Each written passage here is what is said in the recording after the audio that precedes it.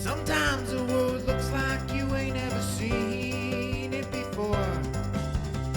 Stuck behind never-ending windows, all you need is a door. Searching for something to put a smile back on your face. Just remember, in unusual times, it can come from an unusual place. You need a partner for the ride, 'cause everybody needs a Clyde. So set your worries to the side. Just ask, say the word and I'll be there. Just ask, you know the greatest things in life all come in a pair. They say hindsight's 20/20, but that ain't far enough behind me. So if you want the sweetest honey, I think hindsight's 1990. There's no need to pretend I got a hand I can lend, 'cause when you really need a friend, just ask. Shit 90 shows taught me. Shit 90 Shows Taught Me was not filmed before a live studio audience. Are you ready to throw an intervention for your guy friend's new wife? So are we. Welcome back to Shit 90 Shows Taught Me. I'm Jess Sterling here with my co-host, Sara Fergenson. Sara, how are you? Jess, I kind of want to get an annulment from being your podcast partner. After 4 years?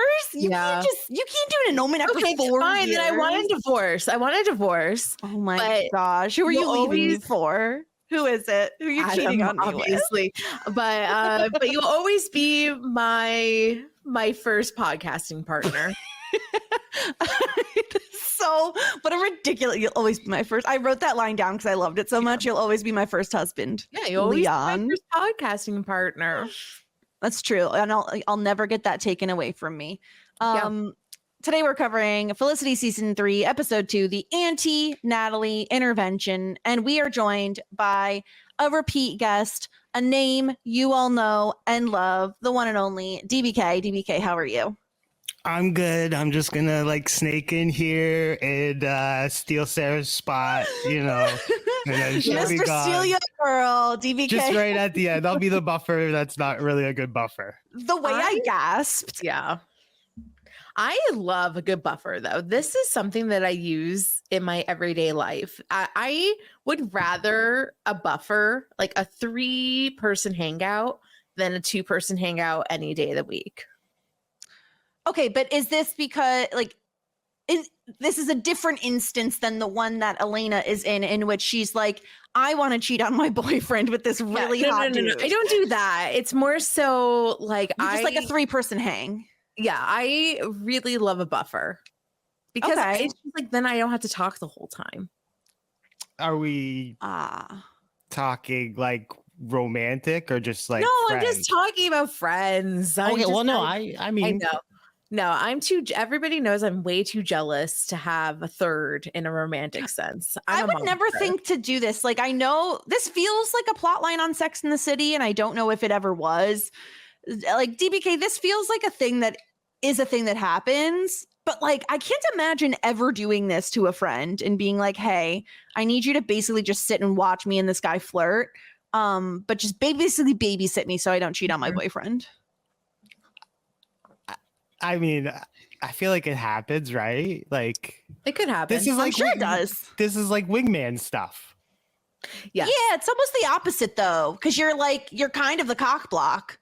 You're kind of the reason no one is having sex. But she's a terrible buffer. I just don't get her from in any shape or form this episode. You don't understand Julie, you're saying? Yeah, in any way. This okay, episode. Explain more. So you don't explain why she's doing what she's doing. Well, okay. Elena asked her to be the buffer. Right. So those who've forgotten, basically Elena has a little bit of a crush on the guy next door, like the guys that live in the apartment next door. They have them moving their furniture for them without shirts on. And she says to him that she doesn't have a boyfriend, like letting that slip somehow in the elevator. Yeah, she and wants they play to go it out. off that like maybe it was just a mistake as well. Right, Because which she we all know turns it wasn't. immediately right, but she immediately turns to Julie like, "What did I do?" Yeah. At first, so And you could play like, "Oh, like Elena just was in the moment," you know. yeah.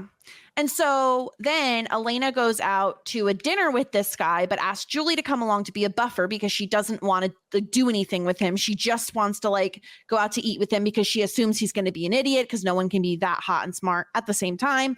And that's, yeah. And they've talked a little bit before this, and Julie's kind of like against it. Right. Julie is being a little judgmental because but not hard, not being like a hard judge. I wouldn't say she comes out against cheating on Tracy, but she's not being like, don't cheat on Tracy to me.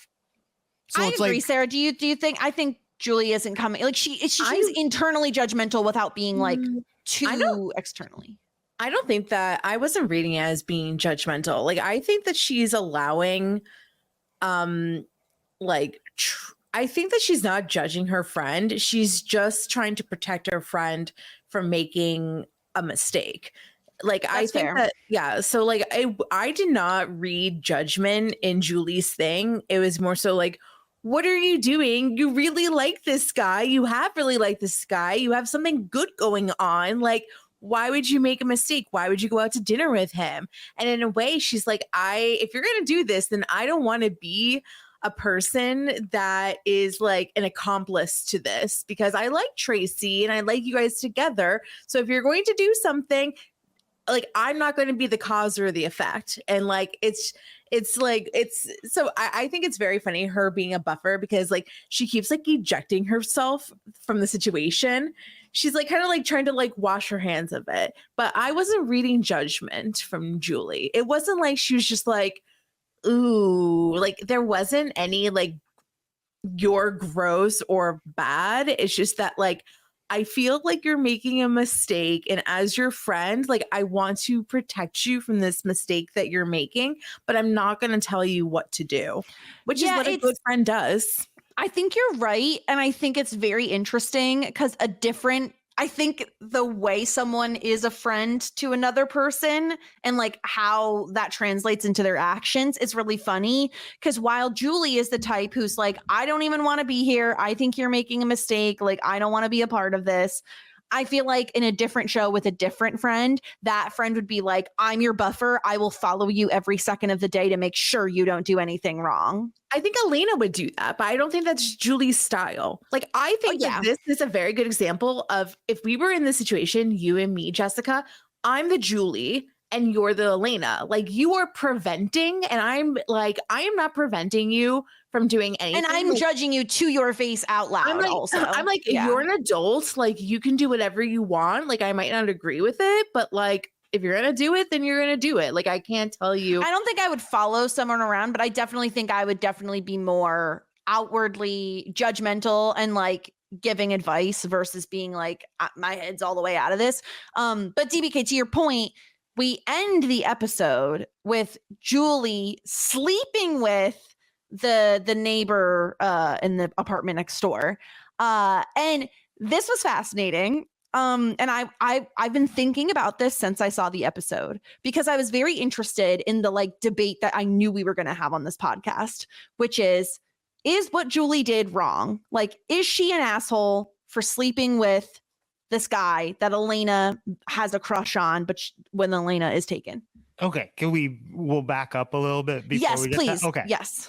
Because, as I agree with what you guys were saying earlier, I just don't think Julie comes out on either side of it, really. Like, I wasn't saying she was being judgmental, but she's definitely siding on the side of like, hey, Elena, what are you doing? You have a boyfriend, Tracy, and I'm uncomfortable being your buffer. But she never comes out and says, yo, like, I'm uncomfortable being your buffer. And then if she's gonna like think Elena's doing a mistake, and then she's hanging out with, because I would say she follows Elena the one time to the door, and then she's on the date with her, and then she does do the other hangout, has to leave for class. So technically, but I'm just like, then sabotage it. I just don't get her. Like, so I have a question. Move. What exactly do you? Well, like, you propose? could control it. You could tell it. Like, you could, like, I'm just saying. Like, I just think, like, if you're Julie, you should come out and be like, Elena, what you're doing is like screwed up, and I don't want to be a part of it.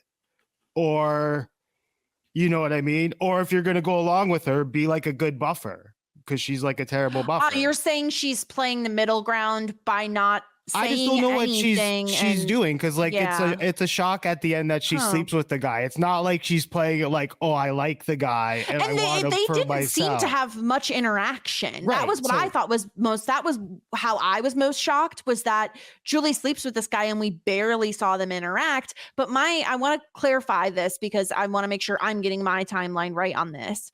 Elena and the guy are like in her bedroom. They kiss or are about to kiss, and the Tracy photo falls onto the ground. That is when Elena finds God and is like, sorry, got a boyfriend, gotta go, bye. Goes to see Tracy, tells Tracy like about this whole interaction, whatever. Now, we did not see the neighbor again until we saw him coming out of Julie's room. Is that right? But she kissed the neighbor. Sorry, she did kiss. I couldn't remember if they had or not. They at least kissed at least once, because she at least is like kisses him. So technically she cheated. Yes. Okay. So yeah, the interesting thing about Julie is you're right. And here's where I think, because Sarah, you know, we love when Julie is petty. It's our favorite version of Julie is petty Julie. That's true.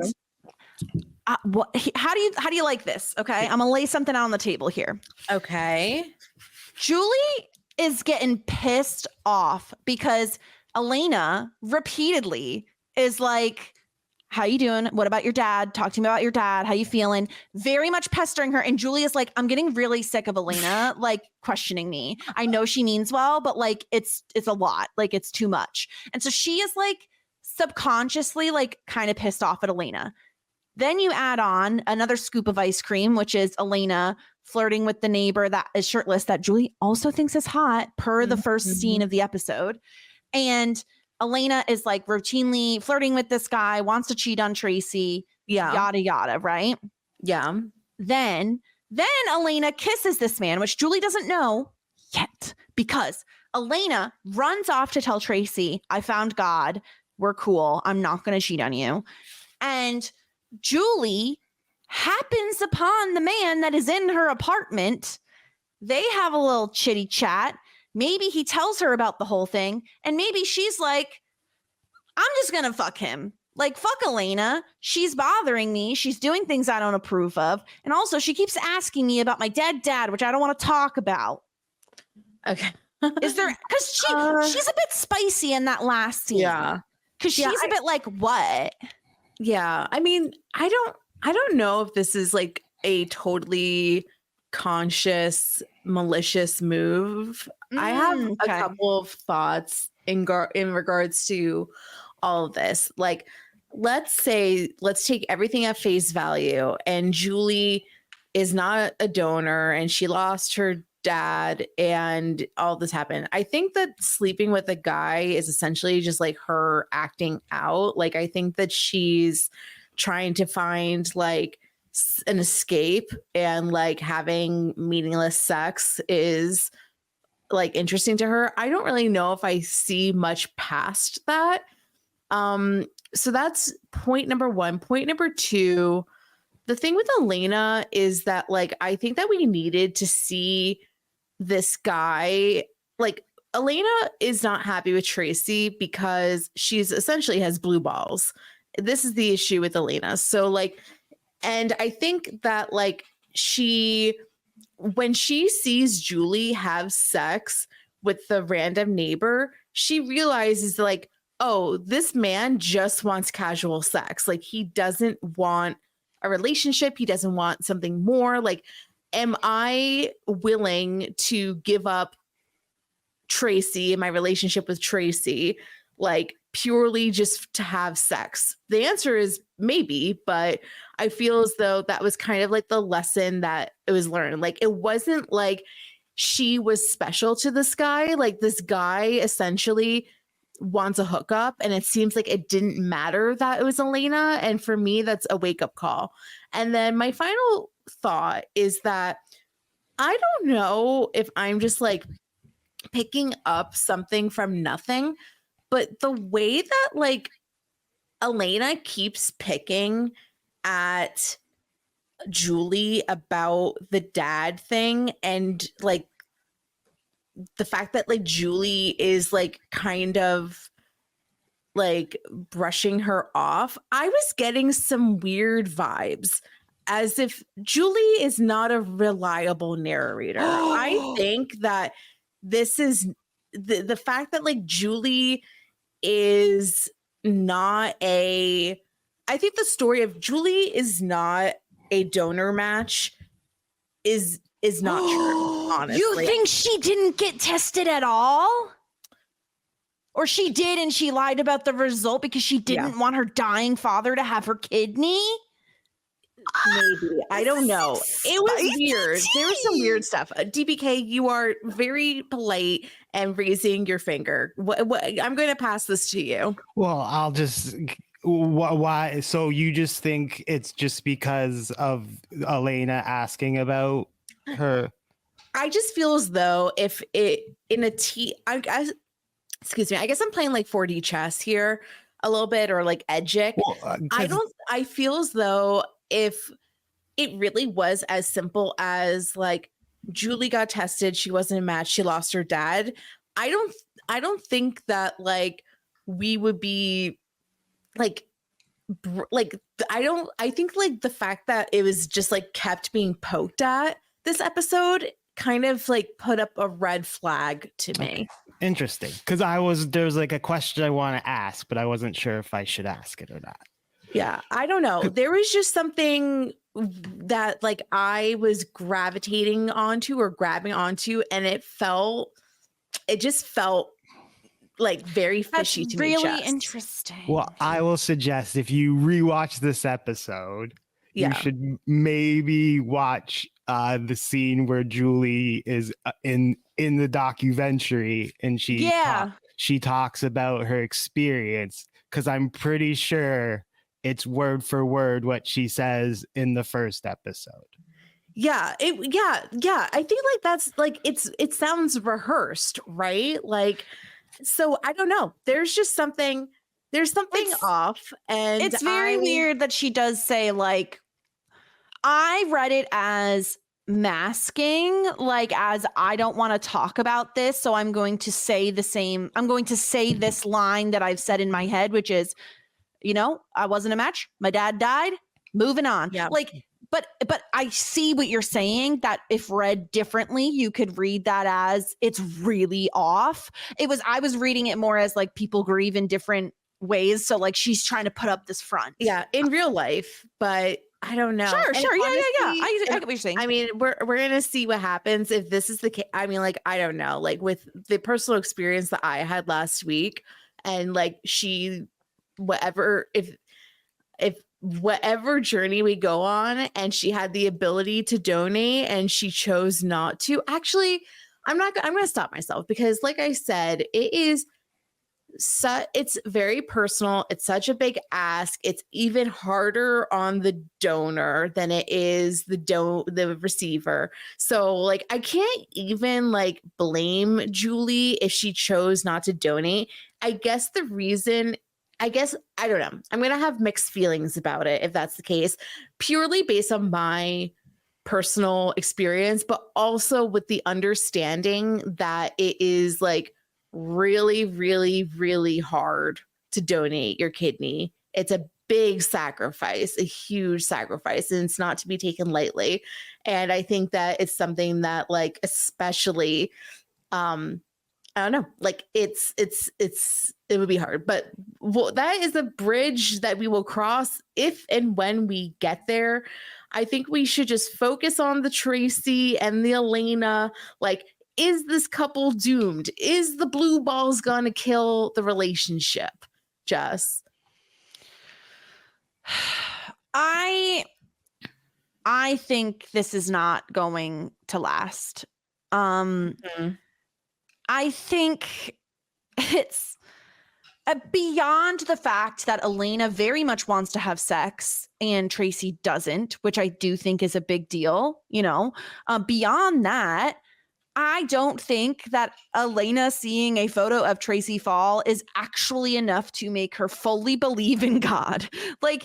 Or see that as like a sign from God that she's supposed to stay with Tracy. Like maybe it lasts another couple weeks, but she's eventually going to like want to have sex. And if he doesn't want to because he wants to wait for marriage, which is his right, then I think that's it. And I do want to say, like, because I don't think I've really come down hard enough on Elena yet this episode. Everything she's doing this episode is horrible. Absolutely horrible. If the genders were swapped, this would be like a massive, massive story of like, my boyfriend is pressuring me to have sex and I don't want to. And like, she keeps pestering him by his reaction. We know this is a conversation they've had multiple times. I think you either have to say, I'm not going to have sex with you until you're ready. And please tell me if and when you're ready.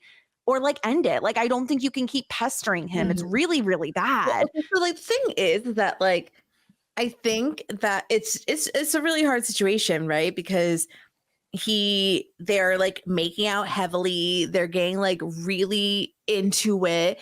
And like, he is literally about to cum his pants and he's like, get off of me. DBK, are they not doing everything but? What is like, happening here?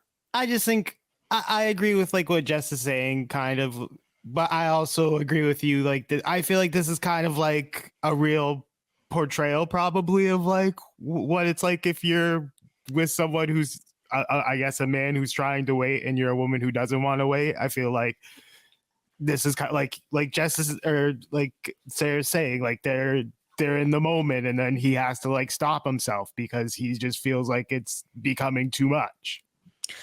Why? And then she has no problem with it becoming too much, right? But why can't we just give the man a blowjob? Like, why are we not going there?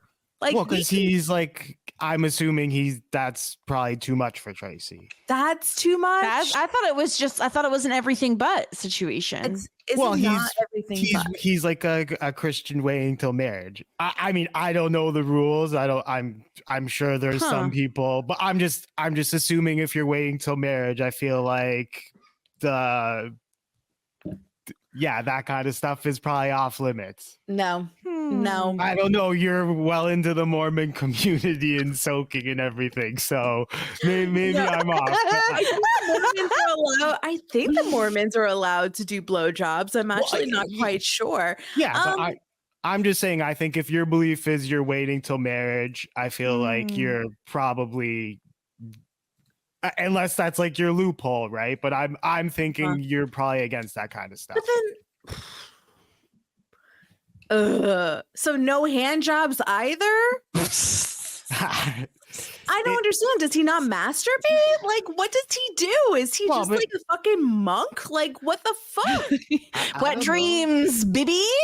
I don't know. What does Google say? What is wait until marriage? The issue is that the second he does have sex, he's gonna be done in a millisecond. It's not gonna be enjoyable for a while. Yeah, in a millisecond. Not even. I think it'll take forever. He's gonna have to get like cock numbing cream and like cock rings. This is like numbing cream. Yes. Excuse me. Have you never had an issue with a guy who finished too quickly? Like, I've never heard of that. That's a thing people put. Isn't that defeat the purpose? Okay. Well, it's because young guys finish too quickly and they have to like get on these ointments to stop it. Ointments. Yes, it's a disaster. Their sexual life is gonna be awful. And this is why you have to buy the cow or use the cow before you buy the cow. Wait, we don't talk about women as cows, Sarah. We're better than that. He's the cow. He's the cow. Oh, he's the cow. He's the Okay, cow. I need to move on. You get to test drive the car before you buy it. Is that We've gotten so No, we're not. We're not because it's a huge issue. I thought we were doing everything, but I even thought we were doing butt stuff. I didn't realize that we couldn't do anything. This is a no-go. No-go. Elena, get out of there. So go for the guy across the street, but now you can't because Julie, like Julie does, snake that right out from underneath you. I praise Julie for this move. I feel like it's you're playing with fire. You praise her, but like she's dead to Elena, right? That's what I'm saying. You're playing with fire because yes, you get some good sex for one night, but also you piss off your roommate and really good friend who like she's dead. Yeah. She's dead to Elena. Julie, like this isn't Felicity. It's Julie, true. I didn't really think that Elena was going to be mad next episode, but maybe she will be. I think she might. The face she had. I don't know. I like how Julie is like every man is mine. Like every single man is mine. I'm surprised she hasn't gone after like freaking Tracy at this point. Like you don't think Elena's just mad on like principle alone, not even anything to do with the man? Like probably. I mean, like Elena, we know Elena is like very opinionated, and I think that she doesn't like people fucking her over. I think that she probably gives people one chance and that's it. And if she's actually mad, then yeah, like sure, like she might hold a grudge against her, or at least being like, you're not my girl. Like, you know what? Like, I give my people one chance. You fuck me over, you're done. Like, as if, get out of my beautiful 4-bedroom apartment. How much do you think that apartment costs a month? Well, they said it's campus housing. Yeah. Can you explain? I cannot. I've watched this show many, many times, and I don't understand. This doesn't make sense. What they're living in this season. You people no, this would be like a suite, but like it's massive. They call it a dorm, right? Okay, so, listen to me. Okay. For schools like this, and a lot of schools, there are actual apartments owned by the university, and people sign up for these apartments and they can choose their roommates. So this is a campus owned and NYU owned apartment that the women have rented for the year. The furniture, usually, I don't think this happened in this situation. Usually the furniture is like, it's furnished. It has like a full kitchen. It's not necessarily on campus. It's usually by campus though. So that's what this is. This is a campus owned, a school owned apartment. And that makes sense. They exist. I'm a dummy. I'm from Canada, so I don't. Well, did you ever dorm? Yeah, we have like dorms like they lived in the first year where you don't get to pick your roommates and you just like how Felicity was in the first season, right? So that's why I was like confused because I was like, this is an apartment that they're living in, but they're calling it a dorm and it's all students. So I was like, is it a building that's like apartments? Because then I was like, then how do they all choose to live together? Well, yeah, you can request your roommates with normal dorms too. But yeah, this is definitely probably this school, NYU probably owns the entire building of regular apartments. And it's called a dorm because it's like you're probably, you're still paying like X amount of money a year to the school. It's usually furnished. Like sometimes you're on like half a meal plan, although they're probably only cooking. So yeah. So yeah. So then if it's campus apartments, then it's just like whatever, like how much, it's probably more than a standard dorm because you get more, but right. Yeah. That's what I would think. Yeah. Okay. Let's move on from talking about Elena and Julie because there's still a ton to talk about this episode. Yeah. Let's talk the big stuff. Let's talk Noel and Natalie.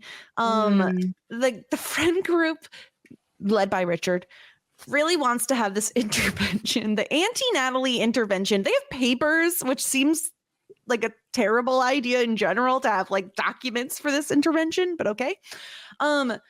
we get to see a little bit more into Natalie and Noel's relationship, where Natalie is really like a rolling stone that gathers no moss. She wants to move every 2 years. She's like not even convinced they should be living in the United States right now. And Noel starts the episode by being like very anti-Noel, the opposite of Noel, the antithesis of Noel. Yeah, He's Leon. Leon. He is Leon. He is wearing whatever Natalie tells him to wear. He's telling all his friends that he's married. They all freak out. My take on this storyline in general is I'm sad that Noel didn't last as Leon longer. I think that's my biggest takeaway. I'm devastated that after one freaking episode, he's like already giving up. And number two, my take is Noel's a complete douchebag this episode. Complete douchebag. Those are my biggest takeaways from this, DBK. What do you think? Well, I'll push back. I can see like Noel being a douchebag, but we learned that Noel asked Natalie to marry him, not the other way around. So Yes. like we have to like blame Noel for being in this situation. But I would argue that we see throughout the episode that like Natalie kind of doesn't know who Noel is. She only knows Leon. Like she knows him as not even that. Like she makes fun of his 4-year plan, and she's basically like telling Noel what to do. Like she's telling him how to dress, but I think if that's like how your relationship was established to be from the beginning. Yeah, but that's Natalie. Like the whole Leon thing is like Natalie put that on Noel. Okay, so like let's make the points. Like what makes Noel an asshole? Because it seems as though Noel was a willing participant in all of this. My argument is, number one, like he is so quick to be like, oh my God, my friends all of a sudden brought up a very solid point that I probably should have thought about before I randomly got married. And he's like, he's freaking out and he's being really mean to Natalie. Like she finds these papers that show his friends that invited them to dinner like a day later held an intervention against her. And it had multiple pages stapled together. And he is like, well, they meant well. Like your husband says, oh, they meant well. Like that is so awful. And then he basically is like, he sees her packing, doesn't even register in his mind that she's packing when he's like, we made a mistake, right? And when she punches him, deservedly so, he's like, my eye, my eye. Like he's just being the worst. Like he's being the worst. Like you can't just go back. You presented yourself as this Leon guy. I'm not saying he called himself Leon. I'm just saying like you pretended to be something you weren't. You pretended to be fun time party guy for 2 months. You dyed your hair blonde. You're dressing like she tells you to. This doesn't seem like it's Natalie's fault. And I know maybe there's more to the story. Like there's probably a reason Javier doesn't trust her, right? But I feel like it's a lot to put on Natalie to say, oh, Natalie changed Noel, when Noel seemed like he was trying to escape his life. So he was trying on the Leon hat for a few months. And when he realized, maybe I don't like this Leon hat so much, it's not Natalie's fault that then she's basically just being smacked in the face with like, now you want a divorce or an annulment? Like, where did this come from? I guess it depends on what Noel was telling Natalie this whole time from the beginning. Yeah. Was he telling Natalie like, if she's like, it's kind of like when you're on your first date with somebody and you say that like, your favorite music is like, I don't know, Bon Jovi. And then like you say your favorite music is Bon Jovi also, even though you don't really like Bon Jovi. And then you're like, my dream vacation spot is Bali. And then you're like, wait, my dream vacation spot is Bali. Like, did he just like mirror everything that she was saying? Or did she present a life that was different from what he's experiencing? And since he wanted a new experience, he was like, I want to try this on. And once he was living it, like I think like So like I can't even say like he was that receptive to the intervention. What was like the turning point? Was it that like Felicity came to Noel and they had their talk? Like, DBK, what do you think was the turning point for Noel where he realized like this is not what I really want in life? Okay, so I'm gonna say the turning point is the actual dinner before she sees the note, when he's like sweating Yes. bullets. Okay. Because she's learning all the stuff that he should know about. Because I would argue, like I agree with Jess, like it's not all on Natalie. My argument is that like I would argue that like Noel took on the Leon persona to like make Natalie happy, and that was like a thing that Natalie put onto Noel, kind of thing. So it's like a meshing of the two worlds. It's like probably a joke that like obviously Natalie made about Leon, and then he played into that persona. And then it's like two people that got married that don't know each other at all, because at that dinner he's learning all this stuff that like is scaring him. Because I would say it's not fair to put on that like his friends had an intervention for him. Like Noel didn't ask for that. And Noel, No, it was Noel, his response to it that was like, but Noel you shot know. it down. No, but who in And the then world would want an intervention, Jess? Like an intervention, although it makes a great plot in a TV show, is a really fucked thing. Like you say, Oh, I know, but that's what I'm saying. That should have been his response to Natalie. Instead, he was like, "Oh, they meant well," Well, and I felt like that sucked for Natalie. At that point, he's realizing this isn't what he wants. Oh, yeah, exactly. He's trying to get out of it. Also, I'll push back. It's not deservingly that he gets punched in the face. You should never hit a partner, because if it was roles were reversed, you would never ever say that in a million years that it was deserved. He shouldn't get punched in the face, but it was like it was one of those moments where I just felt like he then immediately made her into such an enemy, and like, I want the only plate we bought together, and like all this silly stuff. That was terrible. But yeah, he's just being a little childish then. I would say when he goes back to confront Natalie, he like I would say he's not doing anything wrong. He's just talking like it's very obvious he's trying to get out of it, is like how I felt it. He doesn't want to be in it anymore. But I just feel like it just also shows how like I found it funny because it shows how terrible Noel is in pressure situations. Yes. Even though absolutely. like Noel technically is good in pressure situations in a way.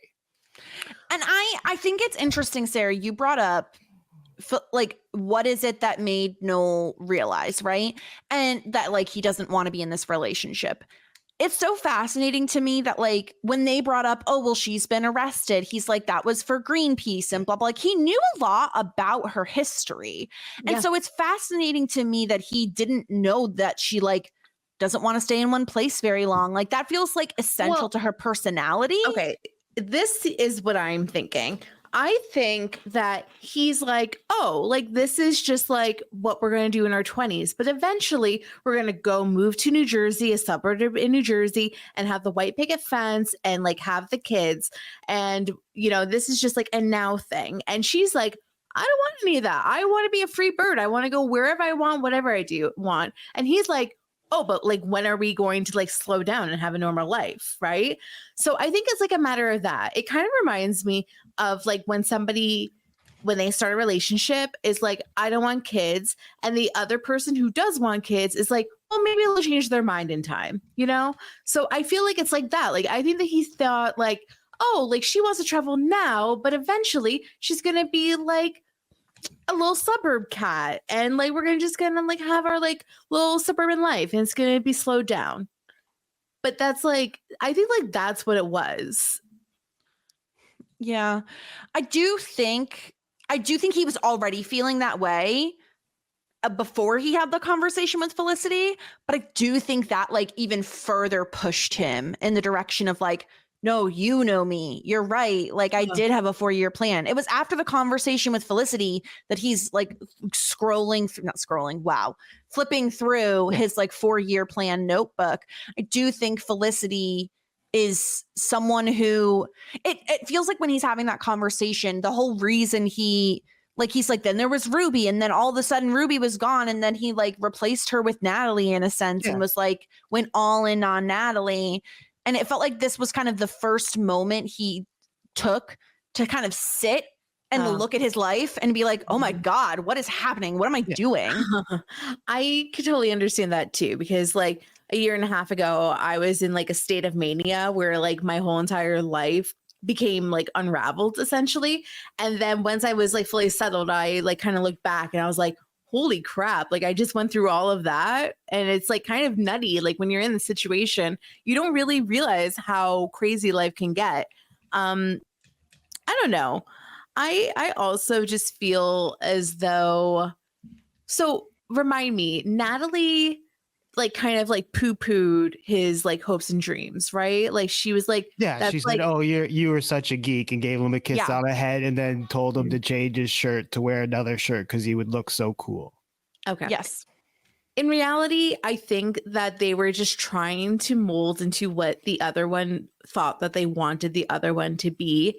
And I think that basically Noel was just trying on this Leon costume, and it just like isn't his life. It's like he tried it, he was liking it, he probably loved traveling to Cuba and Germany and wherever the fuck he was going. Oktoberfest, baby. It just sound fun. I do agree with you, Jess. I wish we got more Leon because it was just funny. Like like with the beard. Yes, it was everything. It was like pretty hot. I'm so upset that he's like suddenly back to just being Noel again. Not because I like eventually wanted him to return to being his normal self, because this probably isn't who isn't who he is. But like I wanted a few episodes of Leon. Leon's fun. To be fair, how did Noel end the episode? Hooking up with Natalie. So maybe she's Noel is not a strong man, guys. You'll always be my first husband, Leon. Maybe she's a little bit of a Black Willow. Like maybe she like he tries to pull away. You mean like Black Widow? Did you say Black Willow like a tree? She came back, right? Widow? Black Widow? Yeah, Black Widow. Oh no, I do think you're right though. I do think I think not that. How much are we trusting that Javier knows the true Natalie? Like, I don't know. Like, how well do you know your cousin? I trust Javier. Yeah, I agree. It's like usually your family does kind of know more of the dirt on your life. Like not necessarily if you're cousins, but like in general, right? Like they're the ones who know all the dirty deeds you've done. DPK, how well do your cousins know you? Well, I my one cousin lives with me, so pretty well. Very well, yeah. But yeah, like, well, yeah, my first cousins at least. When we get to like second and stuff, and then like, I know like whatever. I know nothing about my cousins, and my cousins know nothing about me. Well, I think it varies greatly. Like, I don't think it's like automatic that you know everything, but I'm just saying, like, for Javier to feel that strongly, I don't know. I wouldn't be surprised if we find out some like bad things about Natalie. You know what I mean? You're an only child. Oh no, you have a sister, Sarah. I have a sister. Okay. I have a very small family. I have 3 total cousins, total on both sides. So I don't have like any cousins, and they're all guys. One's 6 years older than me, one's 6 years younger than me, and one's 8 years younger than me. So I was just never close to my cousins. Got you. Well, I find like small, like when I think it's like only single, like kids don't have like big family, like brothers and sisters kind of thing. Then you're into your cousins, I feel like. Yeah, no, I'm not really close to my sister either. I kind of think family is a joke, but no, I'm joking. Just kidding. I have been told though I give off only child energy because I don't know. That's just what I've been told. I get it. I was right. You just mentioned your sister like last podcast, I feel like. So I was oh, she has a sister. Yeah. Miranda is 6 years younger than me as well. And we've never been that close. It's just like, it's hard. Like, it's just like 6 years age differences are difficult. My brother's 7 above. So yeah. Woo. Big age differences. Yeah, I mean, I think that I think we're going to see more of Natalie. Obviously, like, I don't think that she's going to give up this marriage without a fight. She has a stinking tattoo on her arm. Did you see it? I did, and I gasped. I was like, "You've got to be kidding me!" Like, It that's should have said wild. Leon. I wish it did. That would be why even did it funnier. not? Yeah, I think she'll be around, and I think like Javier's probably right, but also I think that there's probably a lot of good with Natalie too. Can I make a prediction? Yeah. Leon isn't the only member of this friend group Natalie will sleep with. Oh, God, keep Ben away. Speaking of Ben, we need to talk. I can't believe we're 40 something minutes into this podcast and I haven't shouted at the top of my lungs about John Ritter yet. It's irrelevant. Who cares? Because I love John Ritter. What do you mean it's relevant? It's John Ritter, man. No, I said it's irrelevant. Did you enjoy the Ben and his dad storyline? Because I was just like, whatever.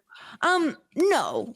I mostly just enjoyed that I got to watch John Ritter, even though he's a douchebag. But I will say, I never expected this to end well, just because this feels like a typical, like, I got my hopes up and then they were dashed yet again storyline. I did appreciate the storyline though. Like, I found it interesting, even if it wasn't that compelling, if that makes sense. Like, DBK, I found it interesting to hear that, like, okay, his dad is an alcoholic, is going through AA. This is his process of making amends.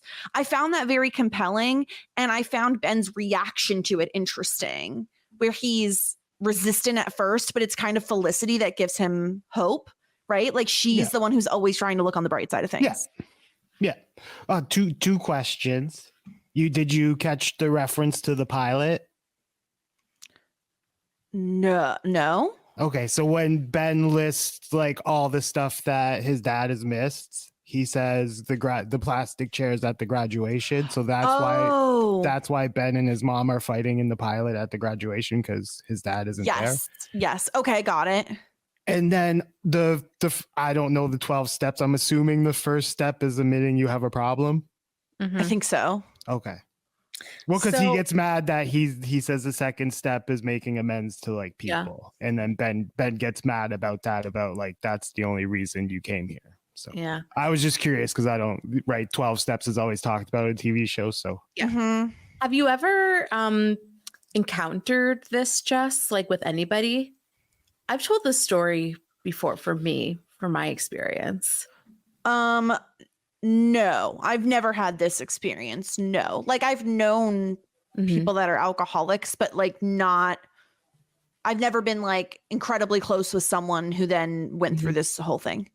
So my high school bully, like one of my high school bullies. I remember this now. Let's be real. Yeah. I like went to my local bagel shop in my hometown, and she was working at the local bagel shop, and she was like, "Oh my gosh, Sarah, can I have your number?" And I was like, "Girl that bullied me in high school, why would I do that?" But of course I did, because I'm a psychopath. So then I was like, okay. She did it for the story. She did it for the plot. wow. I did it for the plot. So then she like texted me one day and was like, "Do you want to go get coffee?" And once again, I was like, sure, let's go meet at our local Starbucks. Such a glutton for punishment, and I love it.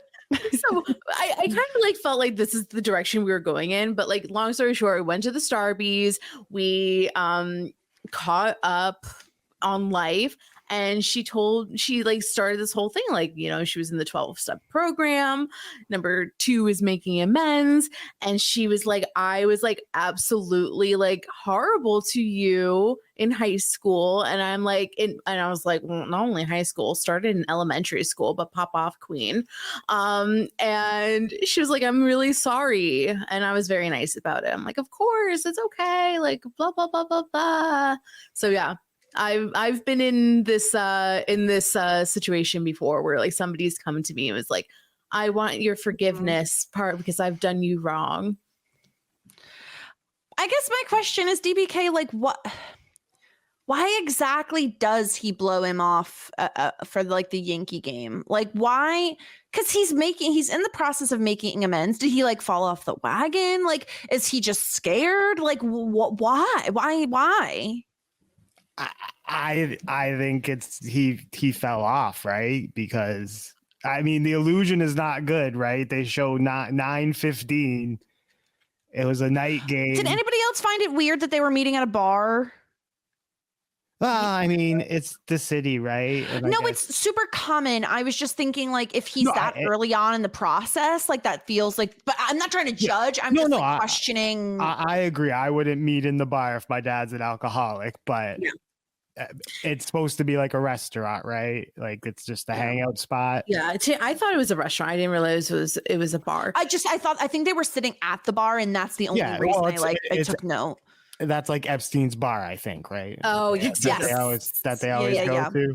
Have we considered that maybe it was a good game, the Yankee game, and he didn't want to miss the game? Like maybe it was like a playoffs game or something. Wasn't he picking him up to go to the game? Yes. That was the thing. I was just saying, he's like, we got us tickets, and they're supposed to be going with really good tickets for all three of them. It was included in this. Yeah. They showed the clock, right? So it's like if it's a night game, he's like hour or 2 hours late, depending on a start time, right? Yeah. It was just Yankees, right, Sarah? Go Yankees. Yeah, they're in the World Series against whomever. I don't know, the Dodgers. Something like that. Sports. Yes, sports. No, it's just, I agree with you, Sarah. It wasn't the most compelling storyline, but I was happy to, it's weird to say. It wasn't a compelling storyline, but I was happy to see Ben get some sort of something like this.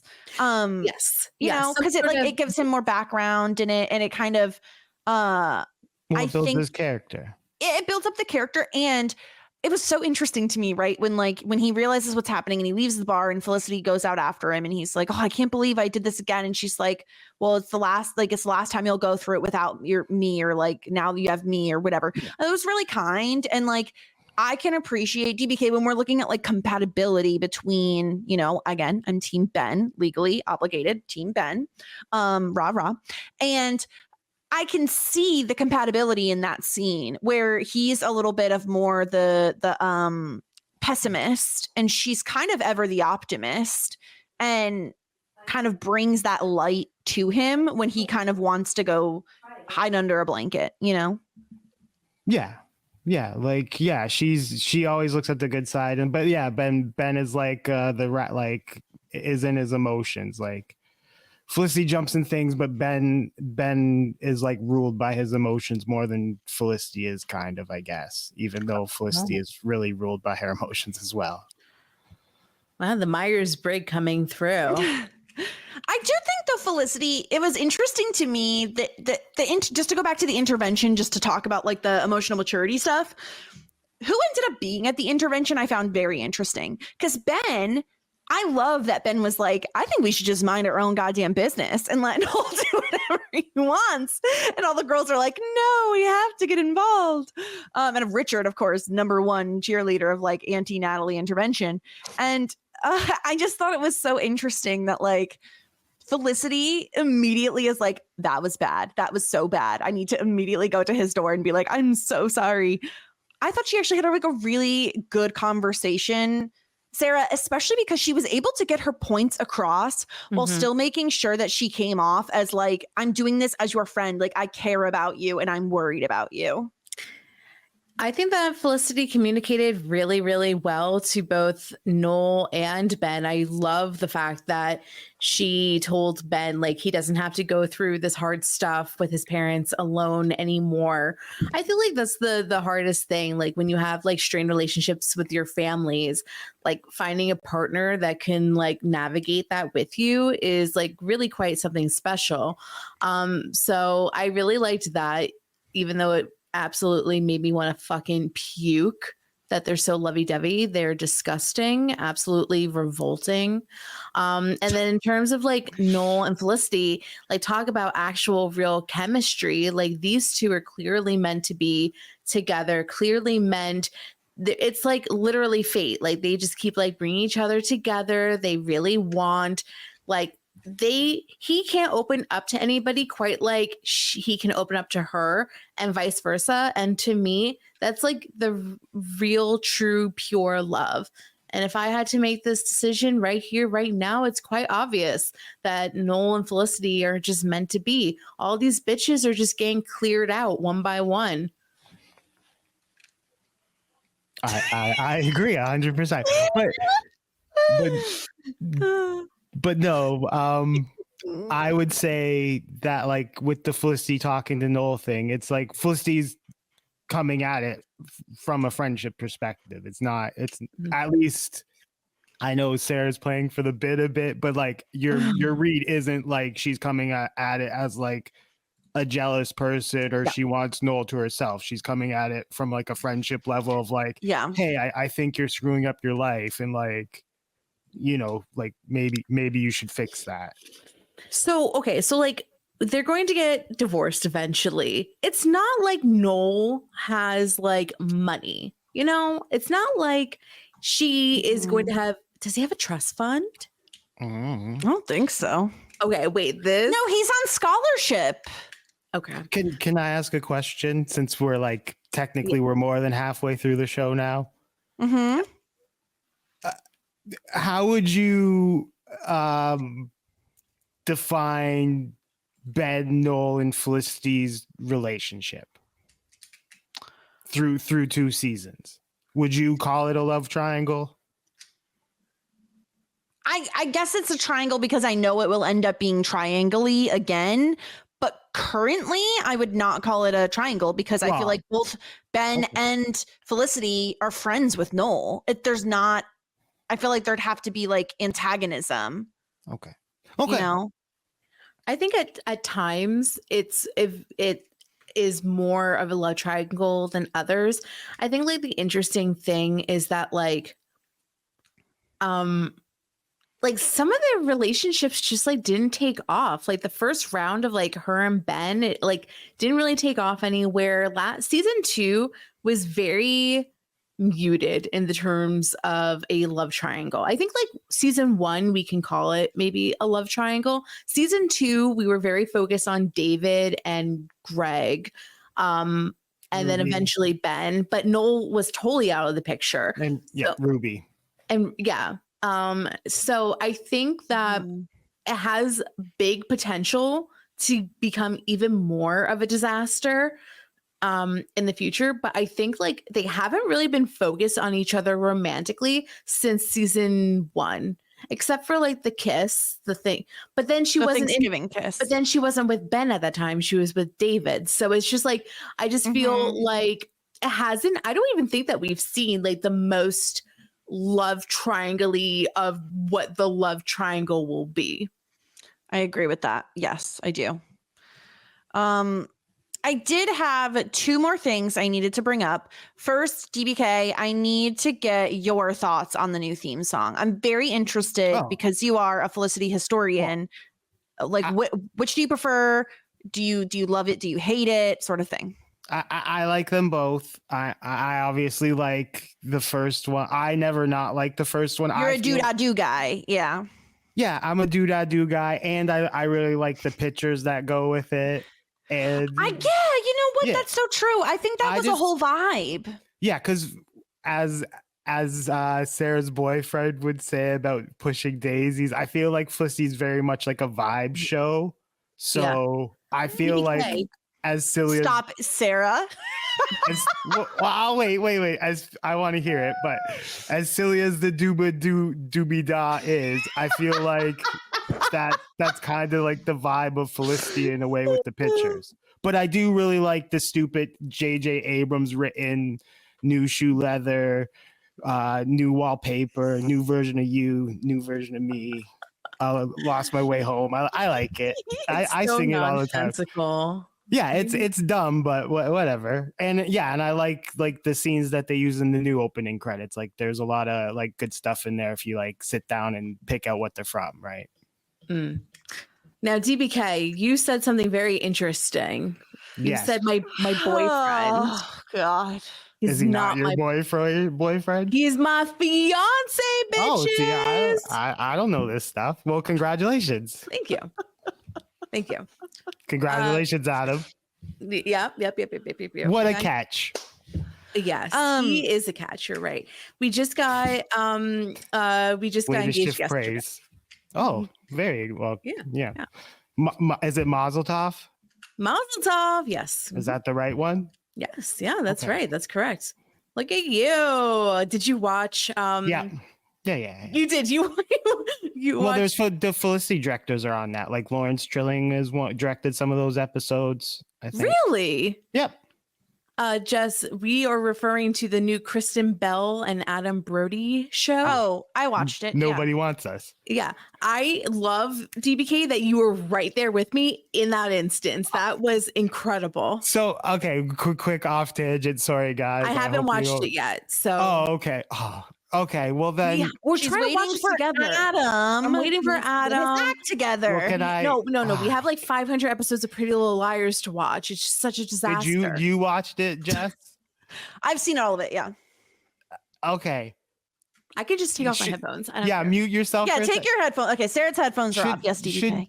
Why I know he has to care, I guess, right? Why can't she convert and just be herself and then she doesn't want to convert. Like, I'm just saying convert in name only and be happy. Because I don't think that the synagogue or whatever it is. I don't think they would allow that. It's too much work. Well, I'm just saying that they want her. It's like 2 years or something, isn't it? Okay, I guess. I think that's why. I just think she should lie. I don't think him as a rabbi would approve. I think he cares too much, but yeah. Okay, Sarah, can we wave? Woo! Okay, Sarah's back. Coming back. Alrighty. Okay. So you have to watch that show. My other it's very good. I have an additional question, a follow-up to you, DBK, not about the show. Okay. DBK, when we finish Felicity, will you leave us a voicemail as your final voicemail? Can we just get you doing the doo-dah-doos as a voicemail? Because I would really love that. I just want to hear. I will try. I will actually try and figure out the song then. Incredible. My other just anecdote / like something I noticed, Sarah, is we're like, are we going to be doing the whole documentary style thing this whole season? Because this is the second episode now. They've been doing it. Well, they're trying to be the next reality stars. Did you hear that Survivor shout out? I forgot it. I forgot to mention that. God. Thank you for bringing that up. That was so good. We got a Colleen shout out, a Jervis shout out, a Jervis shout out. Jervis never nervous. I was so shocked that like that's what we were going to. I loved Colleen back in the day because who didn't? Yeah. Her hair, I was always jealous. I thought like, I just loved her. Anyway, to bring it back for a documentary. Yes. From season 2, IFC called and said they wanted more footage. Mm-hmm. And that's the International Film Channel. Of the time. So he's trying to be the next Dawson, but with reality TV. Mm-hmm. Got it. Okay, to be honest with you, this man is like in the times. Like this, like 2000 was like the start of like big reality TV. Yeah. Like this is where like Real World was really huge. This is when Survivor started. Like he is actually extremely timely. So good luck, Sean. I hope that you make the next Real World in this fake Felicity world and become a billionaire. Perfect. We all hope that for you, Sean. Yes, DBK. Do you like that Megan is like fully in the group now? Yes. It is my favorite thing. I'm so happy and I love her and Sean together. She's great. Like she was great every episode, but she was really great I loved her in the intervention because at first she was like, I don't think we should be doing this. And she was like, but wait a minute. Like I know whomever from wherever. And she was like, this is a huge problem. We have to deal with this now. Yep. She's been great. She's like phenomenal. Like it's obvious and very, very clear that she is a great character. Who cannot love her? She's probably everybody's favorite character because she's fun to watch. I'll put there's you should get her for the podcast, Sarah, because she's been on 2 now. What? Well, she was Okay. like she's the co-host for the Dear Sally, and that's over and done with now because they just did like a bunch of episodes. Because I also would pitch the girl that ran that, Juliet Littman, Okay. because she was like, she's very into the music, and or if someone who's smarter than they're out there can explain the whole music rights thing to me, that would be great. Because she pointed out, because she was big on like, hey, Felicity's ruined because the music completely sucks because it's all gone. Right. Mhm. But she said in season 4 that like during this one episode here, because she would always point out like, here's where this song should play in the episodes. Oh, okay. And so she said, hey, this song by like Azura Ray, I think it's Displaced, should play here.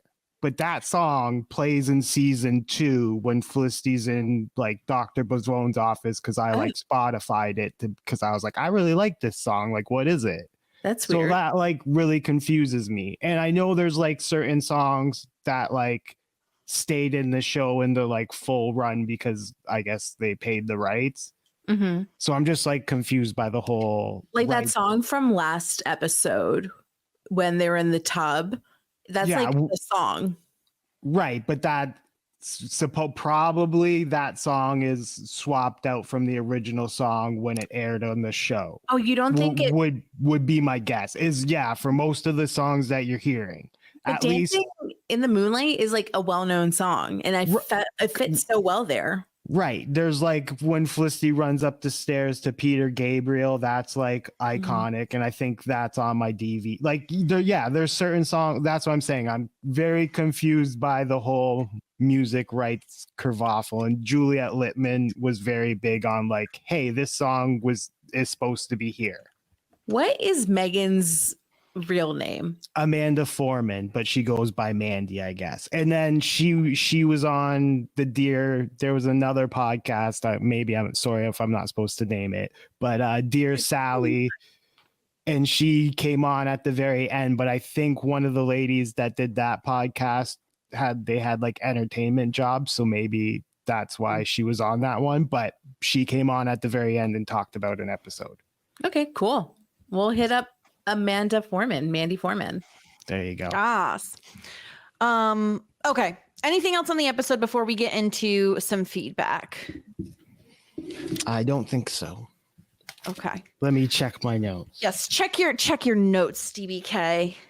Yep. Survivor reference. What are the 12 steps?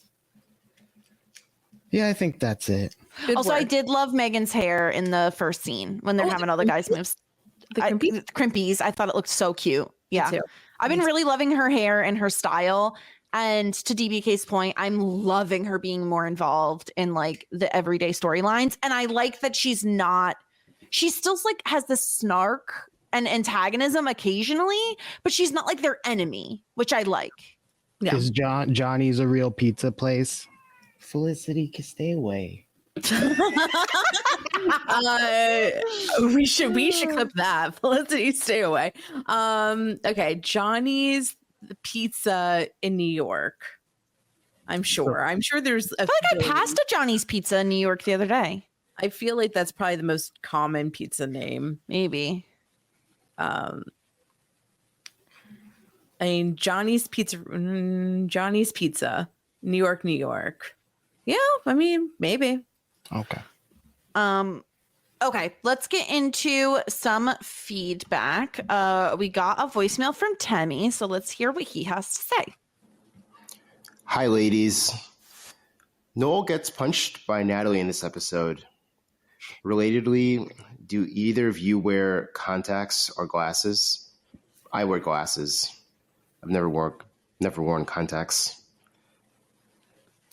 This is a fascinating question because I realized that like some listeners have never seen us, and so they don't know. Mm-hmm. I do wear glasses. I have worn contacts. I don't prefer to wear them.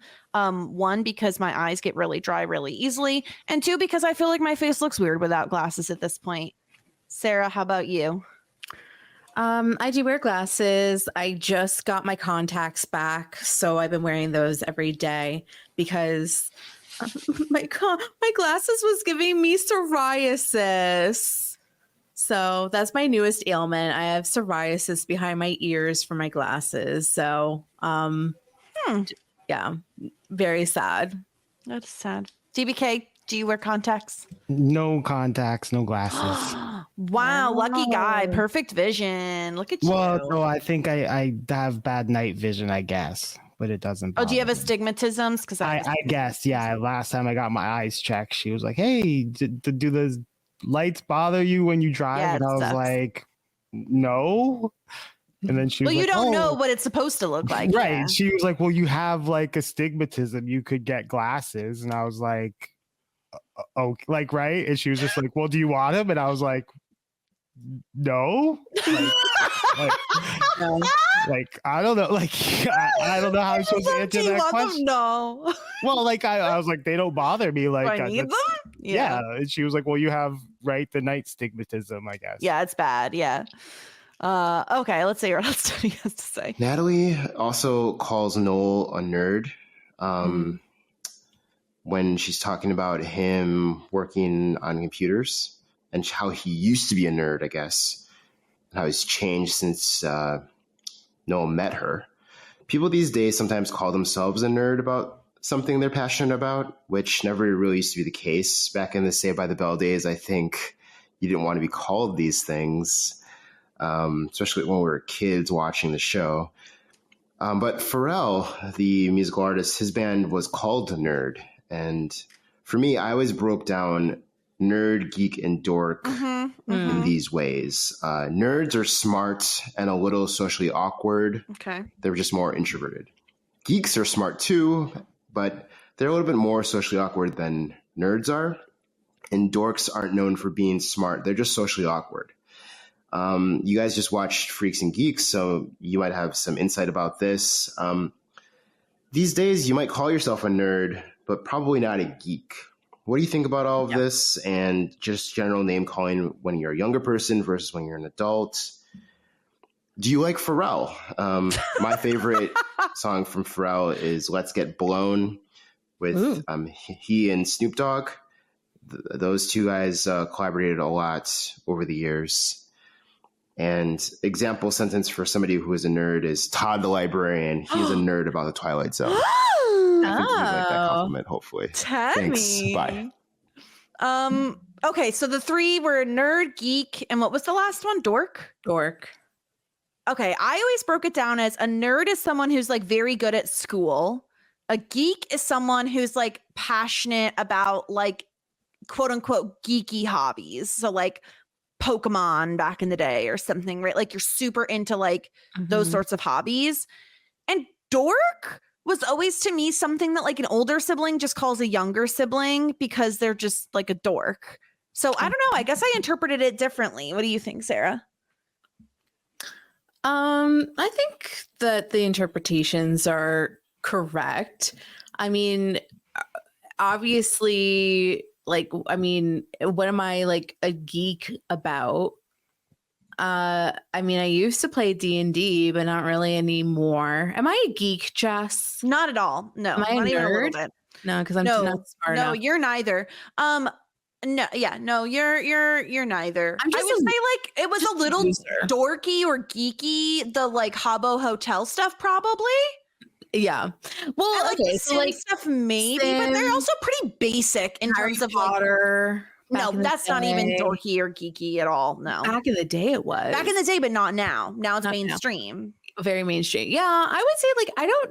I'm trying to think. I'm a of, like, nerd and a geek, and I don't think you're either. I'm trying to. DBK, am I a nerd or a geek? You know me pretty well. I'm trying to figure out like what I'm nerdy about. Like TV shows. I guess though. I mean, doing a podcast is pretty nerdy, to be honest with you. Everyone has a podcast nowadays, though. Yeah. DBK, are you a nerd or a geek or a dork?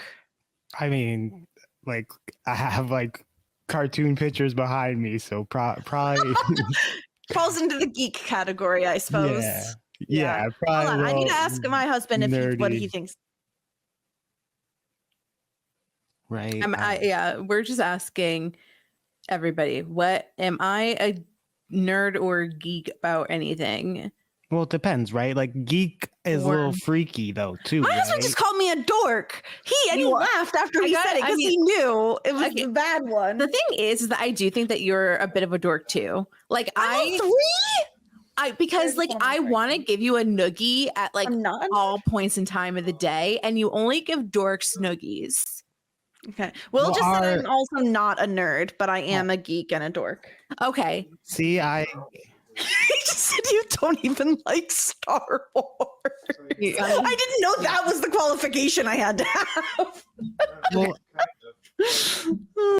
Okay, Sorry, so basically Adam said that he was like, his response was, what were Taylor's surprise songs for this weekend? Which I do know the surprise songs. You're such a dork and geek and a nerd about Taylor Swift. You fall into every category for that. Yeah. Sure. Well, isn't there like a different definition for each one? Because like I think of geeky as like, I guess the freakiest one of the 3. Oh, because I go like freaky. Well, I just go nerd or dork. I equate to like smart, I guess. Like book smart, like does well or in school. Just intelligent, or has their wits about. Where like geek is like, I think like, well, right, geek has like a sexual reference too, I think, right? This is what I think. Nerd, I envision like pimply glasses. Okay, that or that could be a dork as well. Geek, I feel like I envision mouth breather, and that could be in like I want to be associated with any of these. And dork is like somebody I want to give like a noogie to. These are all so objective, Sarah. I mean, this is my podcast, and I can it's only yours. Yes. How I envision it. It's yours and only yours. Yeah. I will own nerd and geek. I still maintain I don't think I'm a dork. If I was taller than you, I would be so want to beat you up. Well, but if I was a dork, wouldn't I have gotten bullied? I'd never gotten bullied. Well, how dissimilar are a nerd and a dork then for you? Like, where a are nerd they is on like, the scale? Nerd is particularly like excels at school and tries very hard and cares very much about their grades. And a dork is just like someone who gets like, who looks like you could beat them up because they would let you. Okay. So not necessarily that they're like smart. No, they don't have to be smart. They just have to be like weak, I guess. I don't know. Oh man, if I had 5 inches on you, Jess, I would like punch you as I really don't think you would. Yes, I would. You wouldn't want to hurt your nails. You definitely wouldn't. Okay, we also got an email from listener Cheryl, who's catching up on both Buffy and Felicity. So she sent in some thoughts on Felicity. She says she likes most of the characters a lot. She loves Elena. She's probably the one I see myself in the most, but she's smarter and wittier. I think Sean and Megan are one of the best pairings I've seen on any show. Like, I think as a couple, they'd be fascinating just to people watch at a party. And I bet hanging out with them would be amusing at pretty much any time. I agree with that completely. Javier is a treasure and I'd like to be friends with him. Ben annoys me. I think he's endgame, but I really don't understand why. I think Felicity could do better, even if she is even if she's kind of crazy sometimes. She's beautiful and smart and usually means well.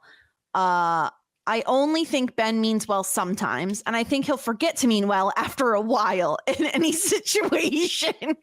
Absolutely. He's a fucking dog, lady. that man. Fuck him. Fuck Ben. The worst.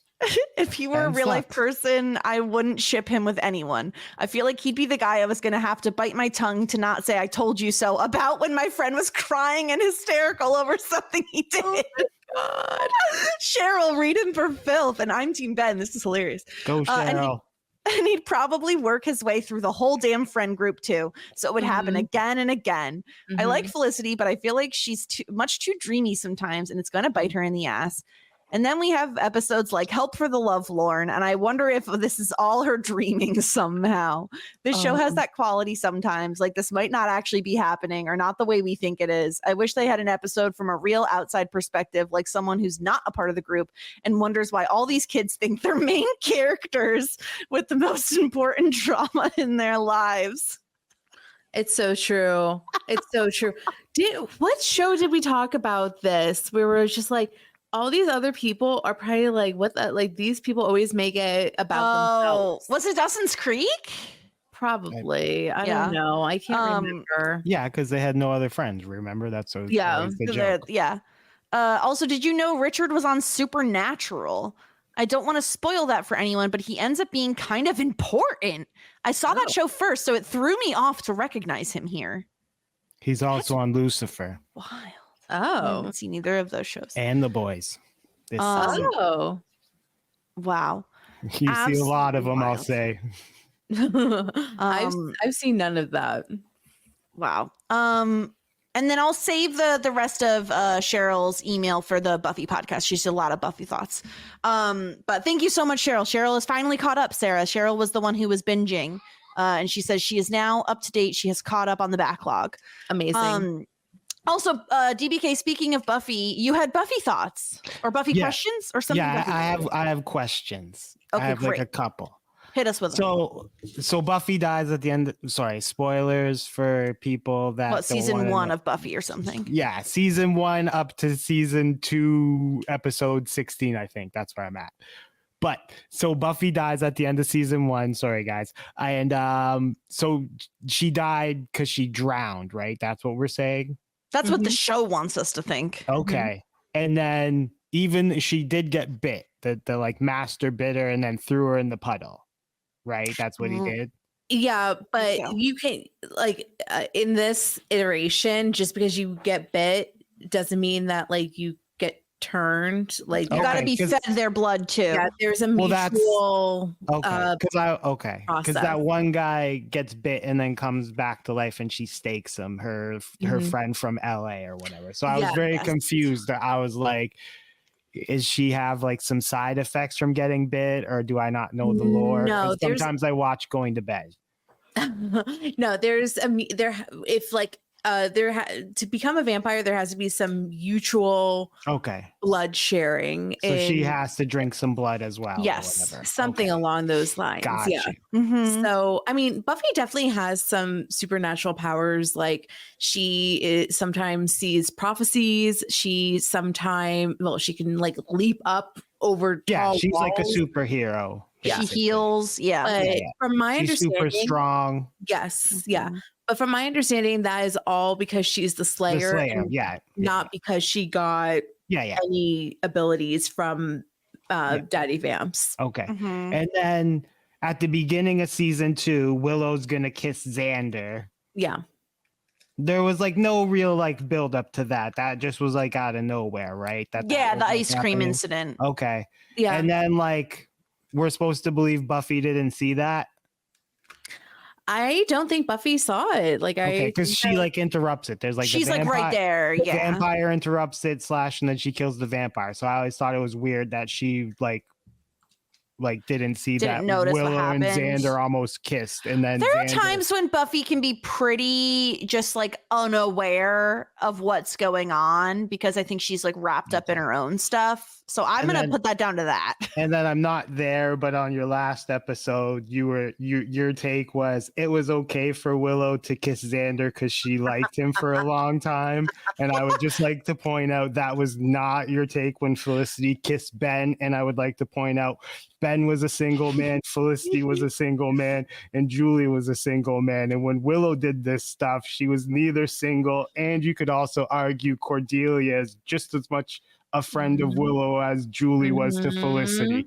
But, whatever. That's interesting. I hadn't thought about the Willow Cordelia friendship much because they rarely have scenes together. It's been developing. But now I did like the girl chat. We talked about that one time they did girl chat. I wouldn't say they're like friends, but you could argue they're acquaintances at the minimum. She knows Cordelia, so she's doing a shitty thing to Cordelia as well. Yes. And the argument was Felicity's doing a shitty thing to Julie. Yes. It's funny because we have since recorded the next Buffy podcast, but it hasn't dropped yet, TBK. Okay, so I don't know what happens in that one yet. I just know. And so, but I will say in that podcast, I do bring it up, and I did say I do fault Willow. I am now at the 50-50 stage where I think they're both extremely at fault. And my big problem was that I thought because Willow had all those feelings for so many years, that it was like not acceptable for her to do it, more understanding that she would do it versus Xander, who like, I literally was like, wow, he's just like, look at that girl in the dress. I'm going to kiss her. And that was pretty much all that ran through his mind. And then my other take is like, Xander sucks. I don't like Xander. Yes. But you make him out to be a million times worse than he is. As I want to do. DBK, you should know when I get a good hate into someone, there's nothing that will stop me. It's fine. It's fine. Because Julie's the Xander of this show. But whatever. This is wild. And maybe Sarah's right. And she did lie about the kidney. And that's why Julie is the big bad. Well, we'll see. We'll see.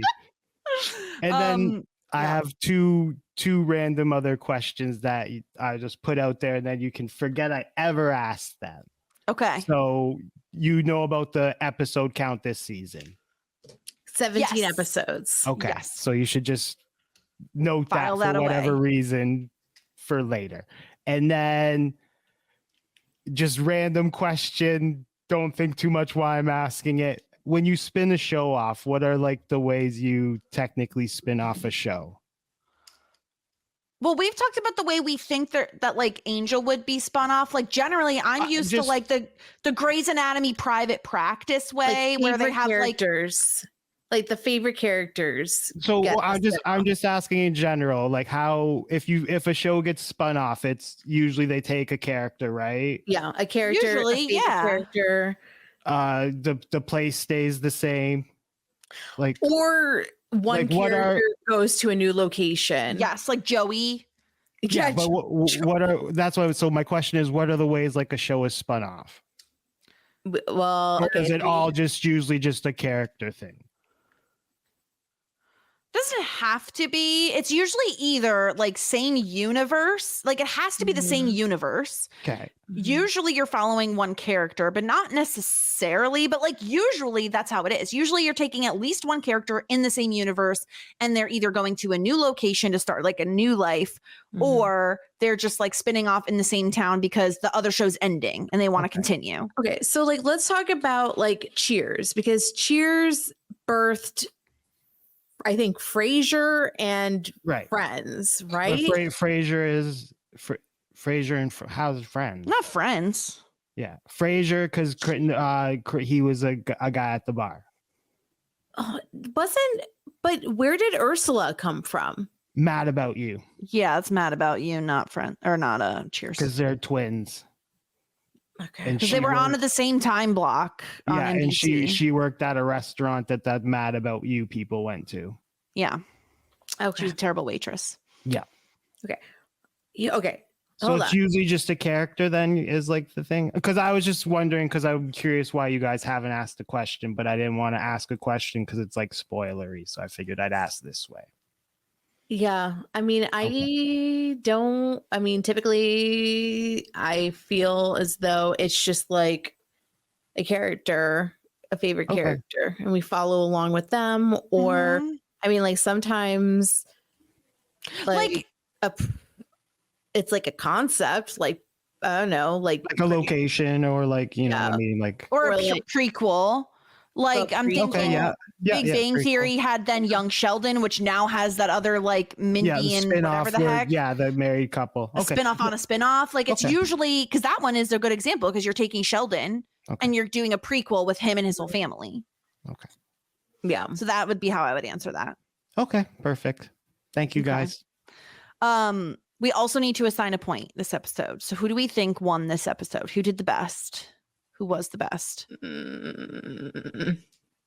Not Elena. Nobody was the Everyone best. sucked. Noel turned back, or Leon turned back into Noel, so we're not happy about that. Felicity. Or Ben, because you get like a lot of like why Ben sort of is the way he is. It's true. And he's also the one who's like, leave Noel alone. Let him marry Natalie if he wants to, which I think is solid.